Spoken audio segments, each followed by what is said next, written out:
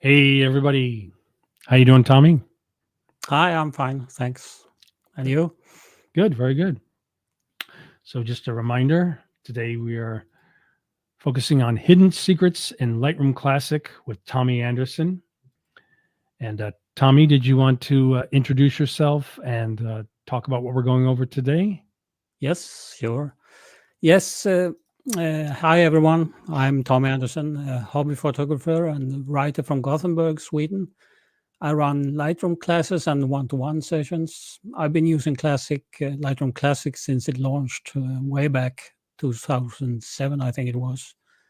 So over the years, I've discovered many hidden tricks, which inspired me to compile them into a book. So just 2 weeks ago, actually, I published my first book, Hidden Secrets in Lightroom Classic.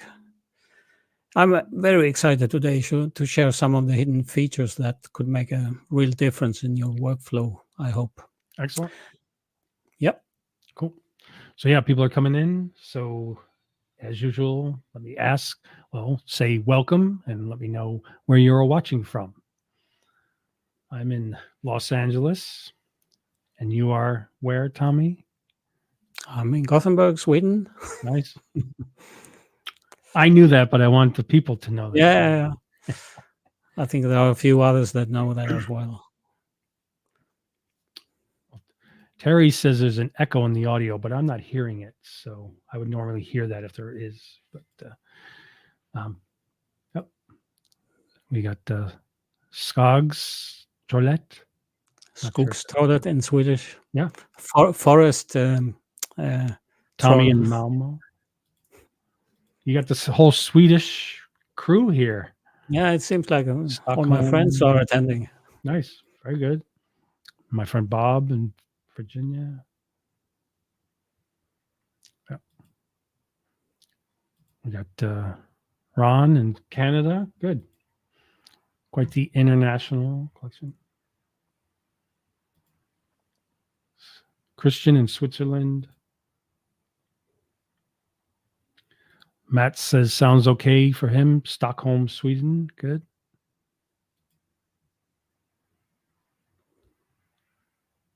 Leaf says forest troll. Is that a place or? And then Anders is here. Yes. Sweden represent. Nice. A lot of yeah, good. Okay, well, lots to go over. So yes. Did you want to switch over to your my friend Mika is here. Good to see you here, Mika. And then if you want to switch over to your desktop view, and then I'll share your screen. No, I'm here. Okay, great. And now sharing. Great. Oh, if you could just hit the hide word at the bottom middle. Yep. There we go. Great. Looks good. Looks good. Ready to start? Perfect. Okay, great. The first thing I want to show you, actually, I don't want to start Lightroom in the usual way. Normally, you start Lightroom by clicking the shortcut, but in this case, I would like to show you how to import images in a special way. You can actually drag and drop images on top of Lightroom Classic shortcut. You can either do that, you can take them individually one by one, or you can take the one entire folder with images and just drag it on top of the shortcut like this. And then by that, you initiate Lightroom Classic to open and an import. And here in the import menu, you see the usual stuff like copy, move, and add, and so on. I will not go into that, but in this case, I will add them just to make sure the images are imported. So this is a kind of unusual way of importing images. I'm not sure everyone knows about that. Yeah, it's nice. Yeah, it's quite nice and can be helpful in some ways, sometimes. Another way to import images is to use something called auto import. Auto import is something you find up in the file menu under File, Auto import, and Auto import settings. This is extremely useful, for instance, if you scan images. Let's say you scan images, and normally when you scan images, you scan them into a certain folder. And you want these images to be part of Lightroom and found in Lightroom later and so on. So you could actually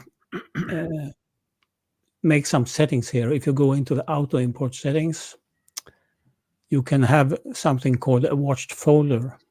And in this case, we want to watch a folder that is or will be full of scanned images soon. So this is an example of scanning images. So here you go in and choose which folder you want to scan. And I have already created a folder here called watched folder. So as soon as one image enters this folder, Lightroom will automatically import them. You have to make sure that this folder is empty. It cannot contain any images. And then you need a destination, somewhere to put them, because this watched folder will be emptied every time after the import is done. The destination folder here is already created. You can just go here and choose. You cannot find it here yet because I have not done any import yet, but the subfolder in the pictures folder called scanned images will be populated with the scanned images. In this view, you can also decide if you want to add these scanned images into a collection. You can either create a collection or you can use one of the existing ones. And here you can also rename the files during the import. You could actually add something called maybe scan at the end of the file name. You can add development settings during the import or a preset that do something with images. You could add metadata like copyright, for instance. And you can add keywords. And in this case, I would add a keyword called with the name of scan, so I can easily find my scanned images later on. And then you can also choose which kind of previews you want Lightroom to create. In this case, I will go for minimal, no problem. And now you have to enable auto import as well. You can do that outside in another menu, but since you have already decided to watch this folder and enable it, you can do it directly here, and then click OK. So now let's open that folder. This is the watched folder that I pointed to in Lightroom, and that now we simulate a scan. So these images are scanned now and put into this watched folder. And they disappear directly and are imported, as you see here. Nice. So you don't have to do anything as long as you have set up this correctly in this auto import settings. So this is a good way of getting things automatically imported into Lightroom. I do that with sorry? I was saying that I do that with my iPhone photos. So that's also a good example. Yeah, connected to my Photos app on the desktop, and then I drag them into the watched folder, and that brings it right in. Very nice, fast. Yeah, really nice. Yeah, good. Yeah, and then we have something called synchronized folder. Let's say that you're editing your photos outside of Lightroom for some reason. Why should you do that? I don't know. But let's say that you do it outside Lightroom, and you have all your external edits in a specific folder, for instance. And in this example, I have a folder here called external edits. Lightroom doesn't know about these external edits until you tell Lightroom to scan the folder or check the folder for new images. So what you can do here is you can right-click and click and choose something called synchronized folder. I know for sure that I have some photos here that I've put in this folder, and Lightroom finds 3 new photos here as well. So now you just simply click synchronize, and you find these images, and you click import. Nice.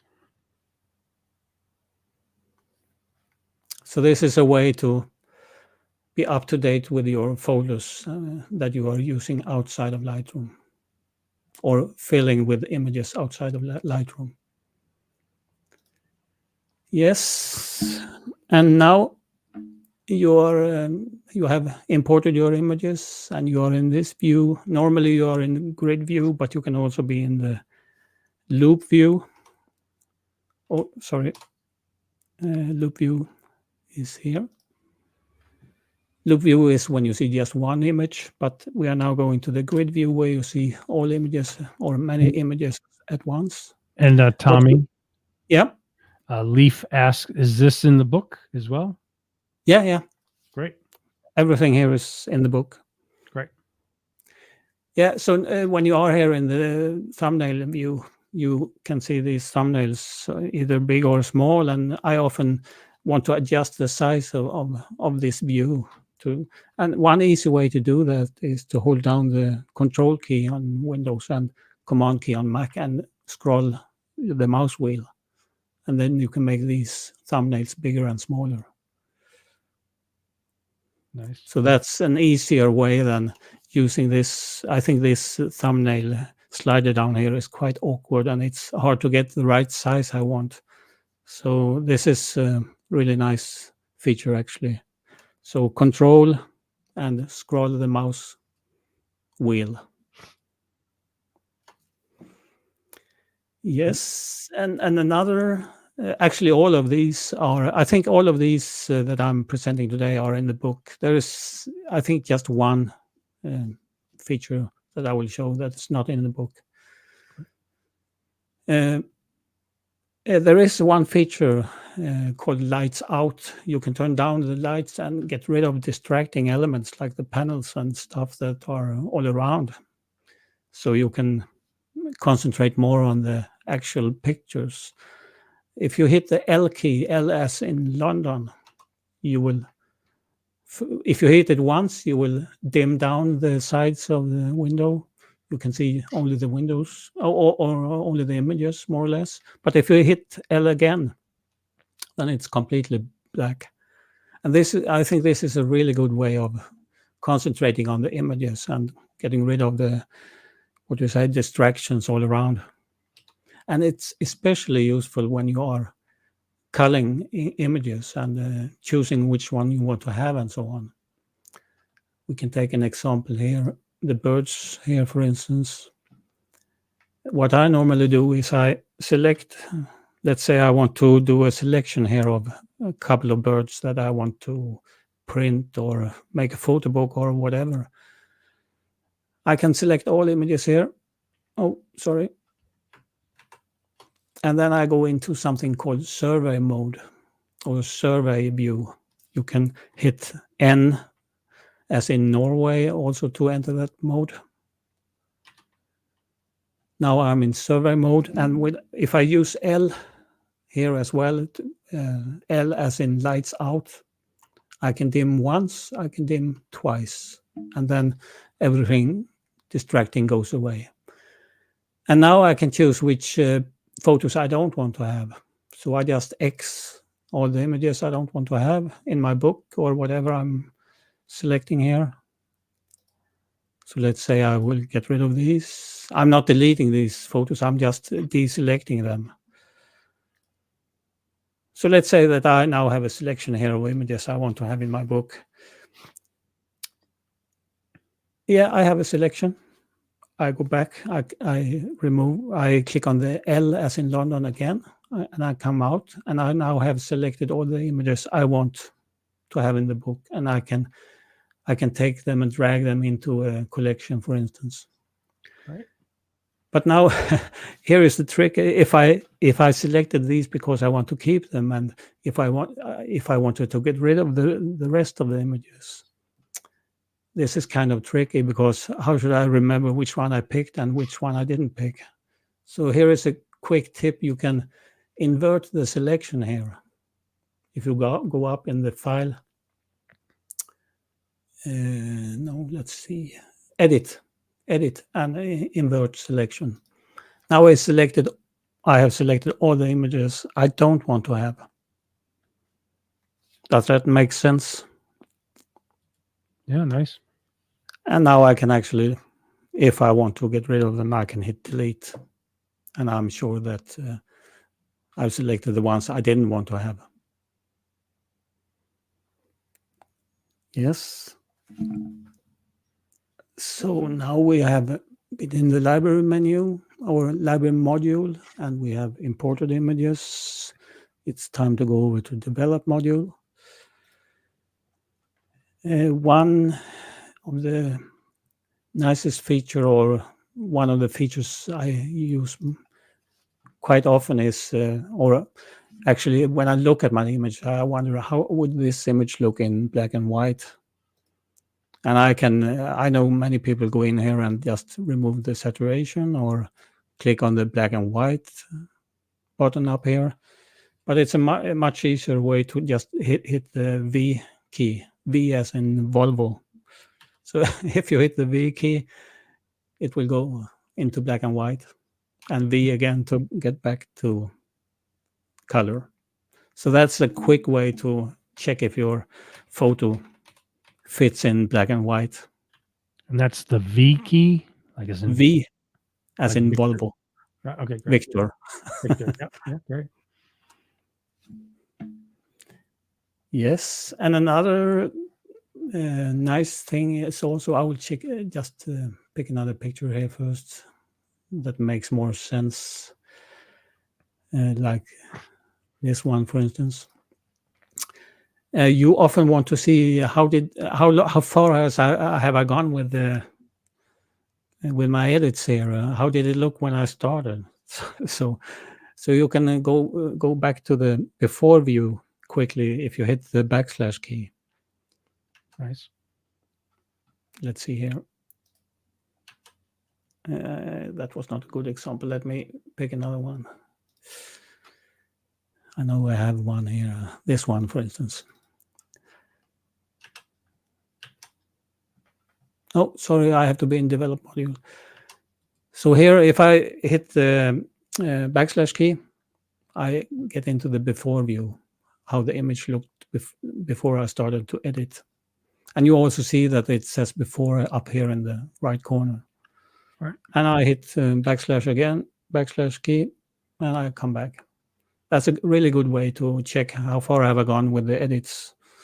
Often you edit, and you go way over the top, so to say. Yes. No questions so far? No, I'm just going to say, though, it seems like you have plenty of beautiful nature to choose from in Sweden, huh? Yeah, thanks. Actually, we do. I do live next to nature here, so Great. it's good for landscape photography. Nice. Yes, and you also compare images in the before and after state by hitting the Y key, Y as in yellow. You can also use the menu down here to access it. But here you just think that you can see the before and after view. Actually, here you can go into the history also and choose which before and after view you want to see and compare with. And let's say that you want another before image to compare with your after image. Let's say that you in one step here in the history made a black and white image. Then you can, or something else, you can drag that image into the before view. So this state can also be compared to with the after state. Maybe I complicated that a little, but the different states in the history panel here, you can compare all of the different states. Nice.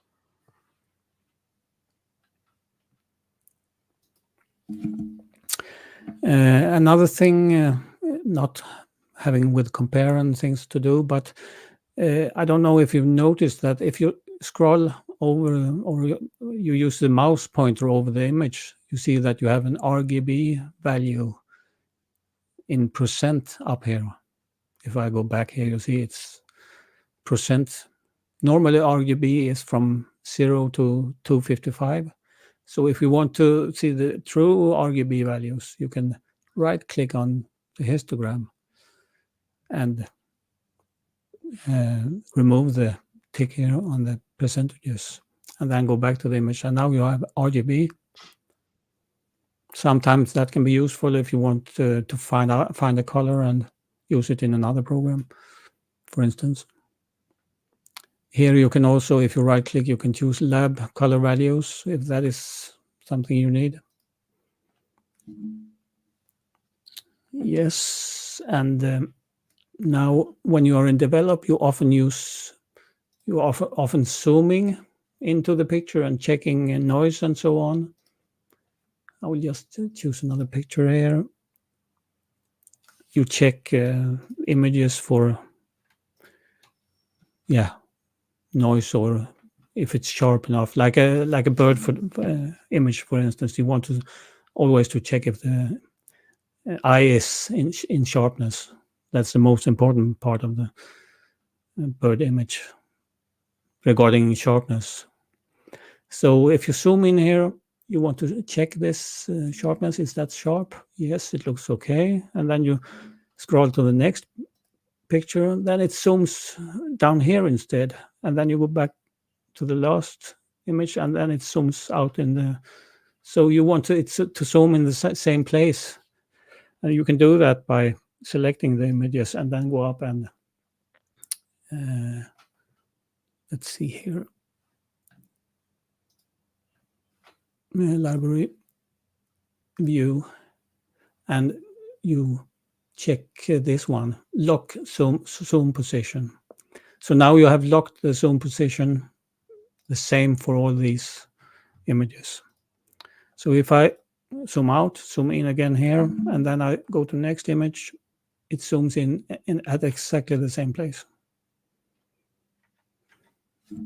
So that's a way to lock the zoom position, because if you go to another image and you zoom on another place, this is the place where that Lightroom remembers. It doesn't know that you are wanting to zoom on the eye. There are many different ways of zooming. I don't know if you've heard of box zoom, but you can command drag with a Mac or control drag with a PC or Windows and create a box to zoom like this. And then you can continue and so on. But this box can be helpful sometimes if you are looking for a special place or want to zoom into something specific. And now here is a favorite of mine, and this is actually not in the book. It's something called a scrubby zoom. So if you are in the develop module, you can zoom in holding down the shift key and drag left and right. And then you can just zoom in whatever level you like. And I think this is really, really good, because now I have full control over where I want to zoom in and how much. Not like up here in different levels, 100, 25, 50, and so on. So I'm not sure. I'm not sure if this is related to the zoom or previous, but Leaf asks, how do you reverse? I think if it's related to the zoom, it's just you go one direction or the other, correct? Yeah. You mean this scrubby zoom, or? Yeah. Yeah, either one, right or left, zooms in and out. Yeah, if that was the question, if I understand correctly. I think so, yeah. The only thing that you have, if this doesn't work, maybe that's because your GPU acceleration is not enabled. That has to be enabled because it uses that function. And GPU, your general, or what's the graphic processing unit, you can find it under Edit Preferences. And normally it's under the Performance tab. Here you can see if it's enabled or not. Right. Okay. So that you have to use that to use scrubby zoom. So, can I ask a question? Yes, sure. So, question more about color space, but so I know that Lightroom Classic defaults to the Pro Photo Yeah. space, but various times I've heard people say that it's kind of out of gamut, especially if you want to print something. Um, so you work in Pro Photo when you're in Lightroom Classic, but is there a way to set the preferences, the settings, so you could work in, say, Adobe RGB 1998 instead while you're working in Lightroom? I'm not sure you can. Actually, there are settings regarding. We can check here, but I cannot answer that directly. I think because I think File head? what I know is that No, that's just DNG. Yeah. yeah, what I know is that that's the what do you say, the That's a format set, that Lightroom uses Pro Photo. So it's right? nothing you can really. Yeah, I wish You they can would choose change that if though. you are doing external editing. You can choose what kind of color space you want to Right. use, but not in Lightroom, so to say. Yeah, it's too bad they don't give you that option. Yeah. Yes. Yes. Sorry about that, Andrew. Oh, it's no problem. Yeah, and now we jump to the next part. You want maybe some. I mean, you are working with different kind of images, and Sure. let's say that you have images like buildings and stuff like that. You want to align them, and like this one, for instance, it's leaning to the left here, as you see. It can be quite tricky to see what you're doing. If you're moving stuff here, is it really aligned or is it straight and so on? Let's say lens correction, or I mean transform, for instance.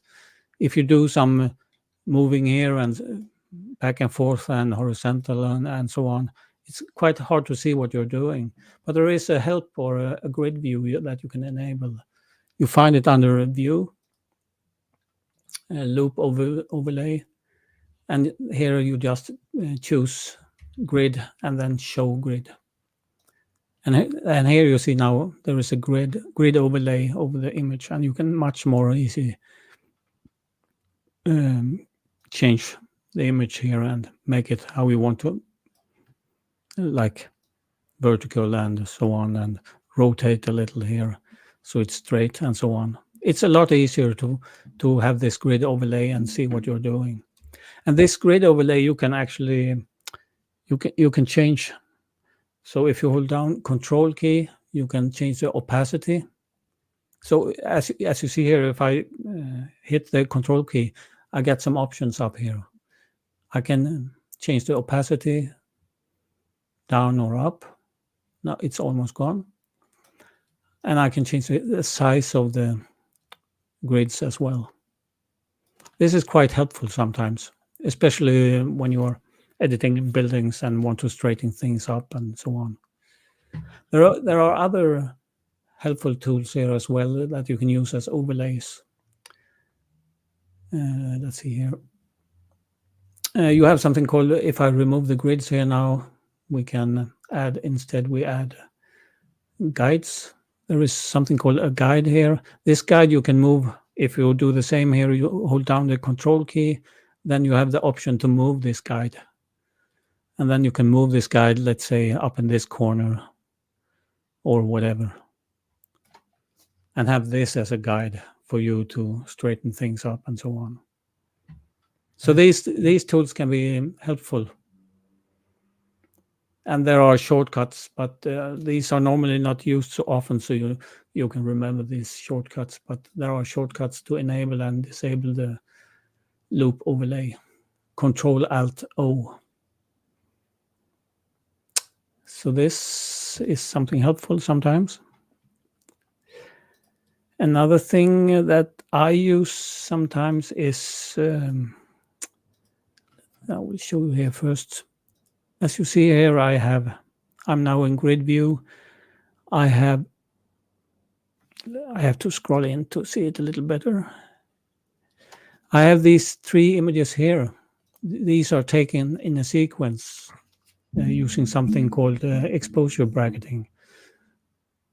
So I do that sometimes because I'm not sure if the exposure is correct and so on, and maybe it's the light is off and so on. So to be sure, I take 3 images at once, and then also you get one of these images sharper. So it's a bigger chance of getting a great photo. But let's say that you're editing these photos and you want all photos to have the same exposure. What you can do here is you select the one that you think has the right exposure, and then you shift click the rest of the images you want to adjust the exposure to. So here you see now that you have a most selected picture here and the less selected picture here. So this is the raw model. So if you go back to develop here, and then you click settings, and then you click something called match total exposures. If you hit that, you see all images here will now have exactly the same exposure as the first one. So that's a good way of, let's say that you take 5, 10 images in an exposure bracketing. Then you can do that to just compare the images if you like. Yes, no questions so far? I think everyone knows. Taking it in. Everyone's taking it in, I think. Yeah. Patricia says, I'm taking copious amounts of notes. Oh, okay. Good. You can check the video afterwards also, I guess. Yes.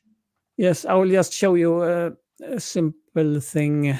Or maybe you could show, I was just saying, maybe you could show like how you would develop one of your images, like go through all the steps in the develop panel of what you would do. Oh, okay. Yeah. I haven't planned that, but yeah. I do different things depending on the different images. So, and you got a nice compliment. You got Susanna says, I haven't had time to read your comprehensive book yet, but I now realize how valuable it is and how reasonably priced it is. Thank you so much. Oh, thank you a lot. That means a lot to me as a new book writer. And then Bob asked, what was the command for the scrubby zoom again, please? Scrubby zoom, that's, if I remember correctly now, it's shift, and then drag left and right. Nice.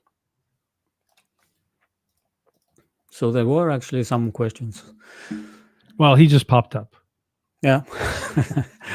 Okay, let's see here. I have, let's take this image. Let's say I want to do a vignette of this image, and I want to do a vignette not the normal way with effects, but with the masking tool. In the masking tool, you can choose here, let's see. I want to create a new mask. I want to use the radial gradient, and I want to create a circle here so I can have a vignette on the outside. I have to make this circle, I have to invert the mask so it's the outside of the circle I want to darken. But what I wanted to show here is not how to darken things or how to use the mask. I want to show you how to, if you hold down Control or Command on Mac and double click on the circle in the middle, this radial gradient will automatically align to the borders of the image. So again, if you didn't follow, you want to create a vignette, I can just show you the overlay. The only part of the image that will be affected is the pink, or whatever that color is in magenta. Magenta color will be affected. So if I want to do that just around the border, like a vignette, I just hold down the control key and double click on the middle pin like this. It's a lot easier than I have to go here and exactly put it here and so on. So that's a quick tip. And since we are here anyway, so I can actually show this mask tool. I don't know if you've seen it, but it can be docked and moved around like this. Normally it pops out and resides here up in the corner. And I think often it's in the way and it's disturbing. So you can actually move it wherever you like. But the best place I think you can move it is up here as a tool. Here under. That's my preferred way of having the mask tool. So that's an extra tip there. Nice. Yes, was that a question or I heard something? No, I just said nice. Nice. Okay. Yeah. And actually, since we're here, I can show you also. We have a button here called Auto. I don't know if you've tried the Auto button ever, but the Auto button is quite intelligent. It uses Adobe Sensei AI to check the images with and compare it with millions of other images. And yeah, it makes a quite good prediction of how the image are supposed to look. So it can be a really good starting point to use that. So if you hit the auto button, then it I can take another one. Yeah, That's this is not bad. what. Not bad. Yeah. So actually, when I have had my courses, I've presented this one, and there is also an option that you can have this auto setting, so to say, enabled when you import your images. So all your images are auto edited. So when you come into Lightroom and look at your imported images, they are somewhat edited in a way that quite nice, and in sometimes it's good enough, and you can go on with whatever you need to do with other images. So many put that auto as a preset and enables it during import, and they are totally fine with that, and does nothing else with the images, and they just import, export, and done, more or less. But this is not this is not the one fix. It doesn't work all the time perfectly, and it's really crap when it comes to night sky photography, for instance. It doesn't work really well there. I missed one thing before when we talked about the lights out. There is a really good use of lights out when you are cropping your images.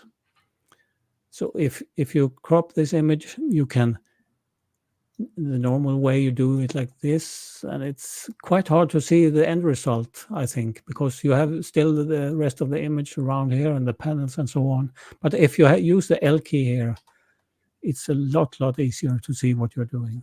This is really good, actually. Now you see directly what the end result will be. So this is a good way of using the lights out button.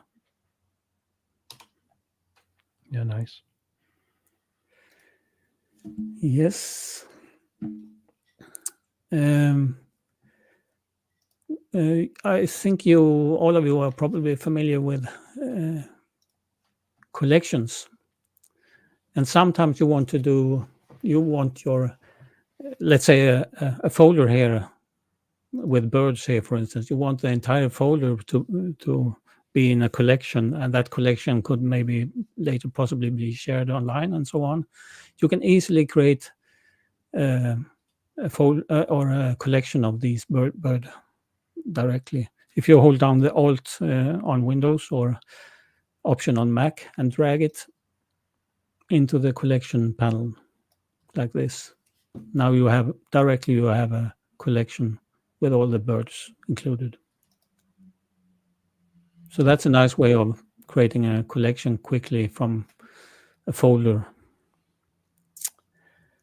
And here comes another of my favorites, actually, and that's called the target collection.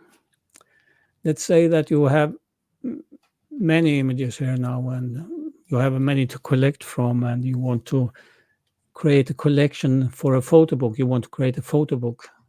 And instead of taking each image here and dragging it down to a collection called photo book, that can be quite tricky and you can miss and so on. You can make this photo book something called if you right click on it, you can see here, you can set it as a target collection. This means that every time if you hit the shortcut B as in ball, let's say this one here now, I want this to be in the photo book collection. Then I just hit B, and then I jump over to this one, B, this one I want to be in the collection, this one, B, this flower B, and this B. So now you see, every time I hit the key B, it will enter this target collection. This is a really, really good way to fill a collection with the photos that you want quickly, and in a good way, so you don't slip on and put it in the wrong collection and so on. So this is really, really nice. And as you see here, you can see that it is a target collection because it has a plus sign next to the name of it. And then let's say you want another collection to be the future target collection, you just choose that one instead, target collection, or remove it completely. So that's really nice to use. And now we have come to export. I don't know if you know this, but let's say that we want to import or export these images here. Let's take a bunch of photos here and hit export. What I do, I often share photos on Facebook, Instagram, and Twitter, and so on. And before a certain version of Lightroom, you always had to do a different type of exports, because Facebook and Instagram and Twitter, they have different image size recommendations, and then you export the Facebook images first in 2048 pixels, and then you do the Instagram images. But now you can actually do them all at once. So if you create a preset, let's say, I don't know why I can't click this. Can you still see me or hear me? Yeah. Ah, okay, because my window just got black here. Yeah. For some reason. You yourself have been freezing throughout, but I just switch over to the full screen view and it's been great. So okay. So I'm still freezing, or should I reattach to the camera, or? No, you're good. Your screen looks great. I just wanted Okay. to answer a quick question though. Yeah, sure. Rose, as you mentioned a book, so that is something we're going to be talking about soon enough in a bit. But yeah, just to remind everyone that the new book, Hidden Secrets in Lightroom Classic from Thommy Andersen, is out, and the link to it is on the event page and will be in the description of this recording on YouTube. Proceed. Great. Okay, thanks. So yeah, I don't know why the window just freezed here, but yeah. As I explained here, you could do a bunch of different types of export at once. So if you create these different types of presets, like Instagram here, for instance, as you see, I have 1080 pixels on the long edge, and I have Facebook 2048 pixel on the long edge. So I have created different types of presets here before. And now I want to just do an export to all of these. I also export to my website in 9020 pixels.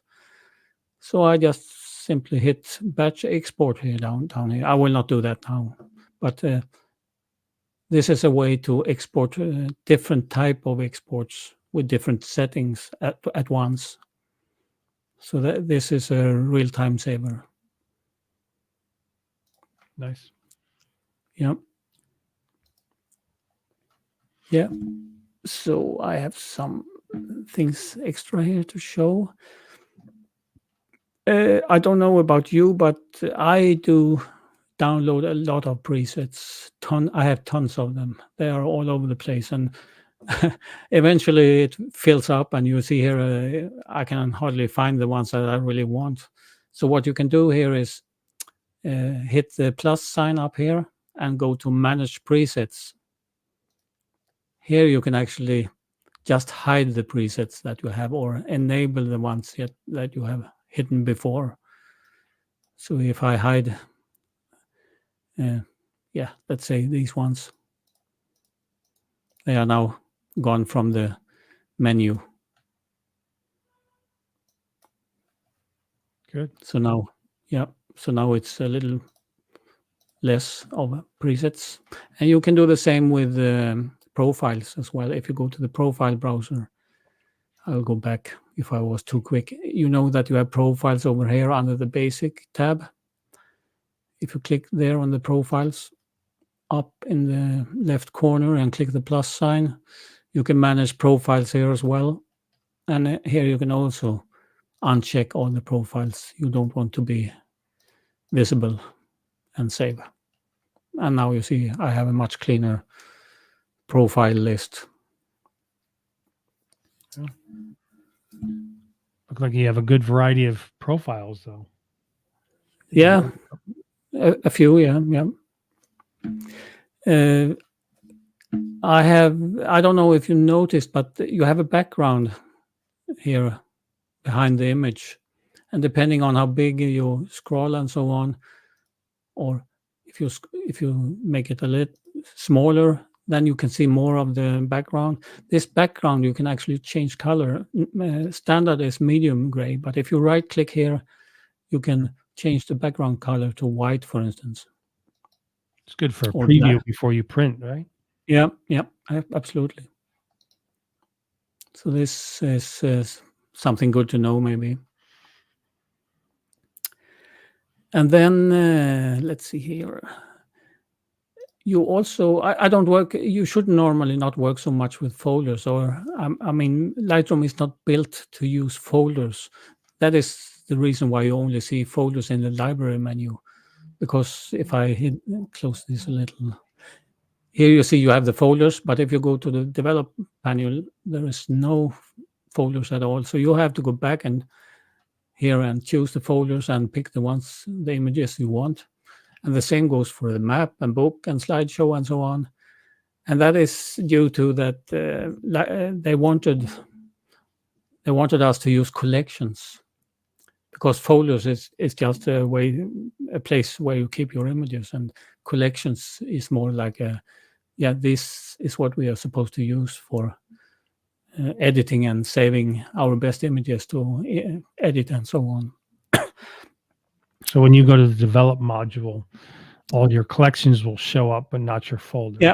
Yeah. So collections are shown in all modules, but folders are not. Interesting. So, but if you are working with folders, and let's say that you are a folder type of person, because I know many are, then you might have some favorite folders that you often use. Or I think you talked about it briefly before, but you can make a smart collection where if the original folder, you add new photos to the original folder, it would automatically update the smart collection? Or does it always have to go into a collection first to update the smart collection? I'm not sure I follow there. Okay. If you take it slowly. If you had created a smart collection, can it watch like a regular folder? And then if you add a new photo to that folder, it would then add to that smart collection? Yep. That's a little over course, or what do you call it in English? But if you create, if you create a smart collection is something that is, I can show you quickly. Let's create a smart collection, birds. Smart collections, you can choose different things that should be that has to be true, and that will auto populate this collection with images. So here somewhere you could find, I'm not sure, but somewhere here you should find here if the source folder contains or doesn't contain images that starts with or ends with, yeah. So you can use the folder here to watch a folder and create a collection more or less. But it's a little advanced, and I will not go into that. Sure. Just curious. Yeah. Yeah, but more or less, you could say that a smart collection is something that, yeah, you set up different things. You've seen here that I have a lot of 4-star images. That doesn't mean that they are the best images, but it was just an example here. But let's say that I want to store all my 4-star rated images automatically in this collection. Then I just I can take rating is it rating, or is it, yeah, it should be rating is greater than,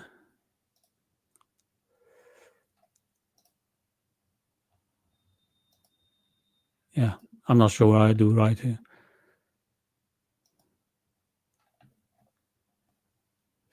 Not sure why it's not, because rating, the name is already used, so I have to create birds.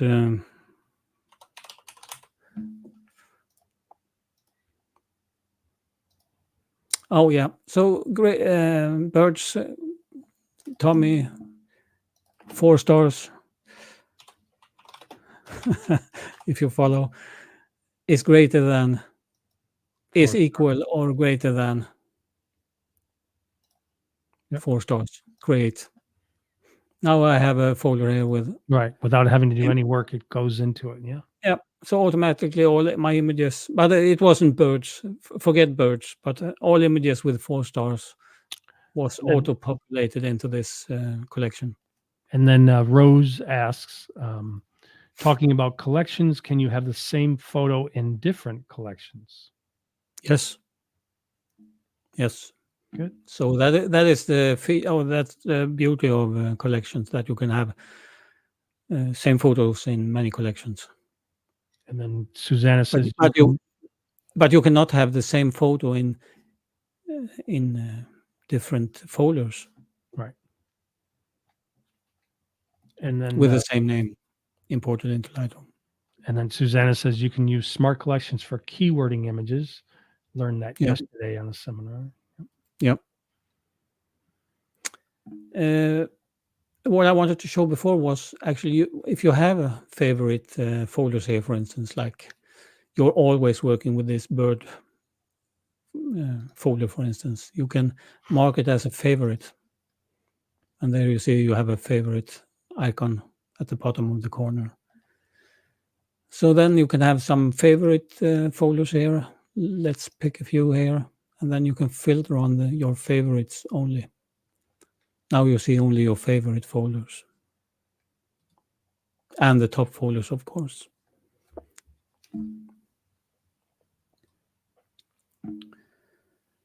Well, how far have we come? We have a few minutes left.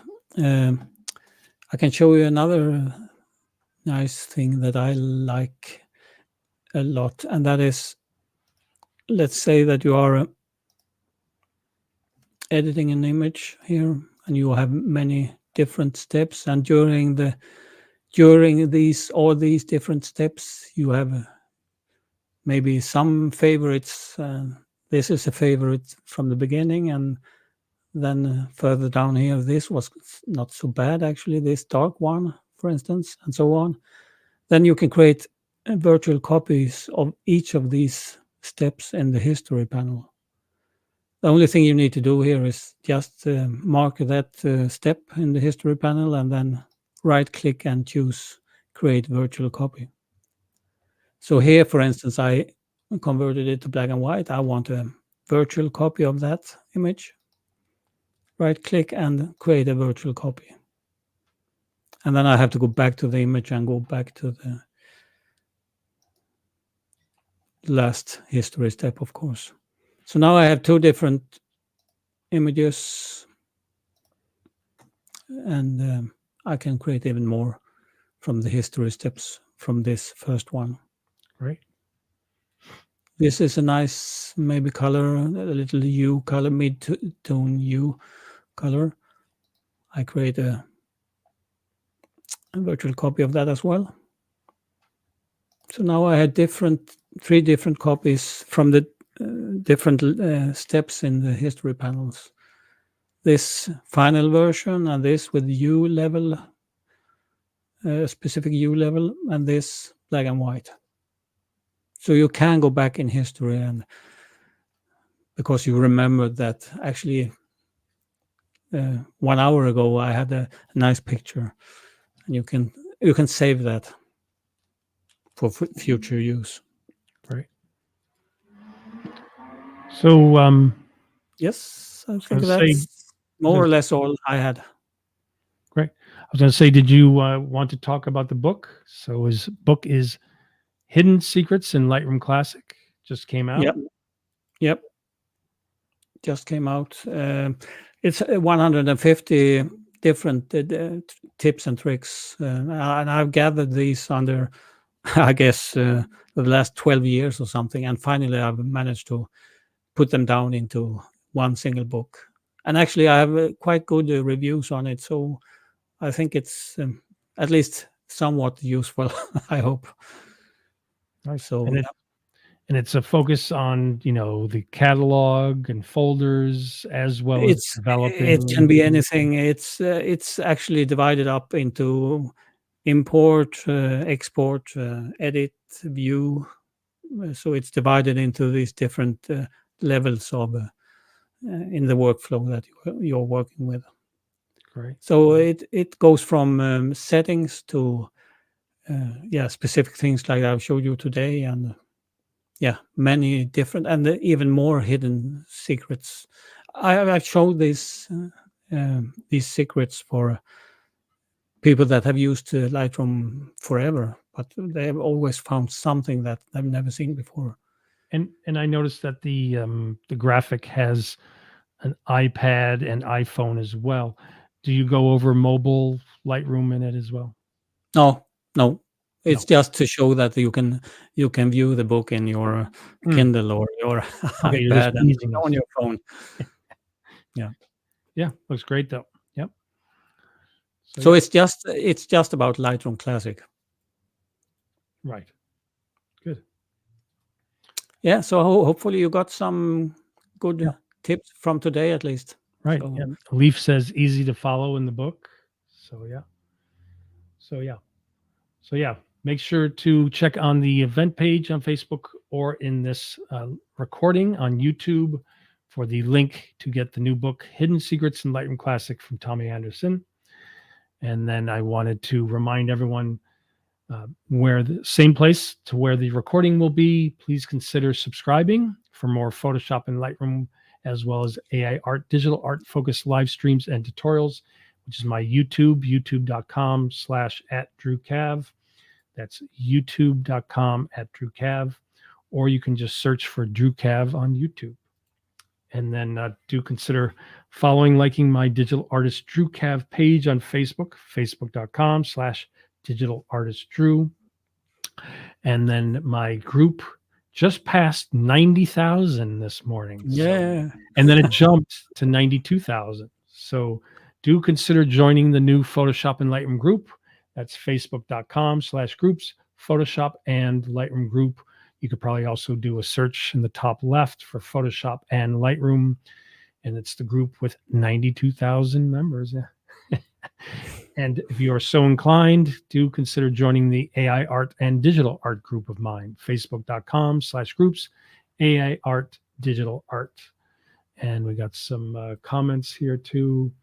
Patricia says, thank you. I got the book last week. Great. And then Oh, Bob, good. Hope you liked it. and then Bob says, great tips. Thank you. Thank And you. then, not sure what this means. Snick Jabot. How do you say that? Great work. Great work. Yeah, that's good. And then Tommy says, Tommy Olson, looking forward to read the book. And Joe says, thank you, Joe Casillas. Thank you. So yes, thanks everyone for attending.